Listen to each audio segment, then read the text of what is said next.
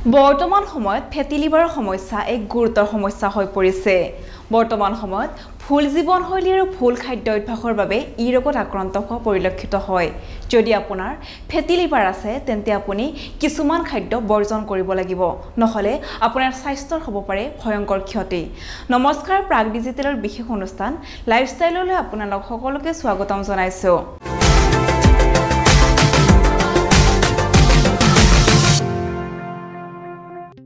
ফেটি liver বা চৰ্বিযুক্ত যকৃতত ভুগি থকা ৰোগী যকৃতৰ চিৰচিছৰ পৰা যকৃতৰ কৰ্কট ৰোগ আদিতো আক্ৰান্ত হ'ব পাৰে। ফেটি লিভাৰৰ সমস্যা সন্দৰ্ভত কলকাতাৰ বিশিষ্ট চিকিৎসা বিশেষজ্ঞ ডক্টৰ ৰুদ্ৰজিৎ পালে কয় যে প্ৰকৃততে শৰীৰৰ বহু ঠাইত চৰ্বি জমা হ'ব পাৰে।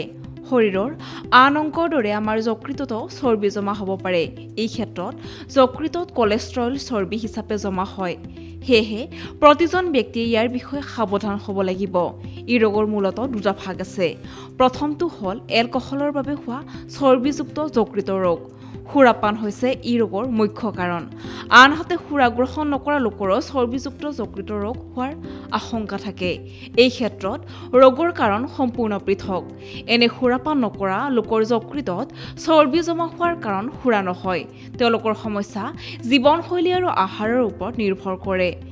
কেইবিধমান বিশেষ খাদ্যই চৰ্বিযুক্ত যকৃতৰ আশংকা বৃদ্ধি কৰে। গতিকে আপুনি যকৃত সুস্থ কৰি ৰাখিবলৈ সেই খাদ্যসমূহ পৰিহাৰ কৰিব লাগিব।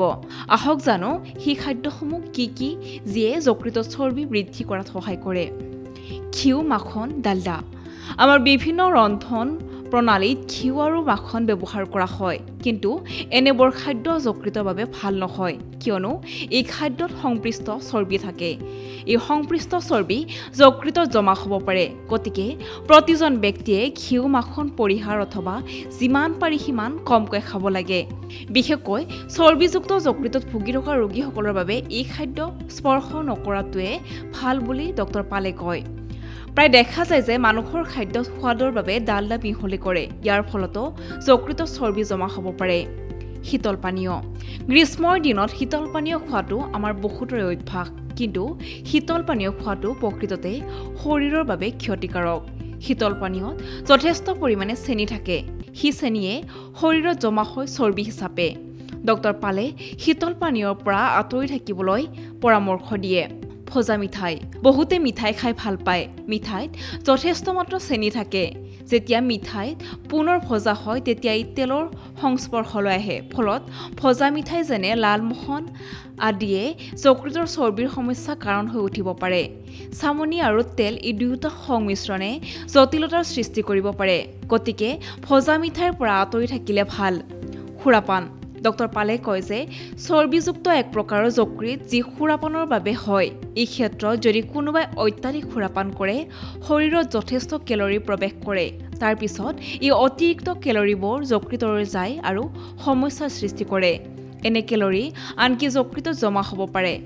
সেয়েহে সুৰাৰ পৰা আঁতৰি থাকিব পাৰিলে ফেটি লিভাৰৰ সমস্যাৰ পৰাও ভালেখিনি আঁতৰি থাকিব পাৰে বুলি তেওঁ মন্তব্য কৰে। মুঠৰ ওপৰত অধিক তেল মছলাযুক্ত খাদ্য, সুৰা আদিৰ পৰা আঁতৰি থাকিব পাৰিলে ফেটি লিভাৰৰ সমস্যাৰ পৰা বহুখিনি দূৰত থাকিব পাৰি। সেয়েহে আপোনাৰ যদি ফেটি লিভাৰ আছে, এইসমূহ খাদ্য বৰ্জন কৰক আৰু সুস্থ হৈ থাকক। ধন্যবাদ। সবিশেষ জানিবৰ বাবে চাই থাকক প্ৰাগ নিউজ ডিজিটেল।